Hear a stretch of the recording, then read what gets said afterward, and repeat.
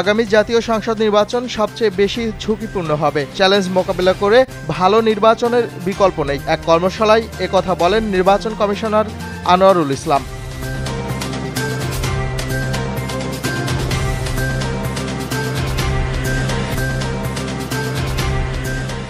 জুলাই সনদ চূড়ান্ত করার আগে নির্বাচনের রোডম্যাপ ঘোষণা সরকারের প্রতিশ্রুতি ভঙ্গের শামিল মনে করে এনসিপি। দলটির কেন্দ্রীয় কার্যালয়ে এক সংবাদ সম্মেলনে এসব কথা জানায় এনসিপির নেতারা।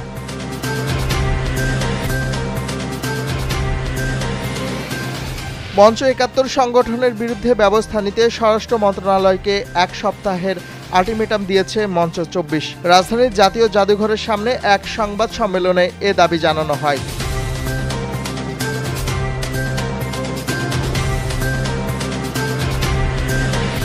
বায়ু দূষণে দেশের মানুষের গড় আয়ু কমেছে ৫.৫ বছর। শিকাগো বিশ্ববিদ্যালয়ের ২০২৫ বার্ষিক হালনাগাদ প্রতিবেদনে এই তথ্য উঠে এসেছে।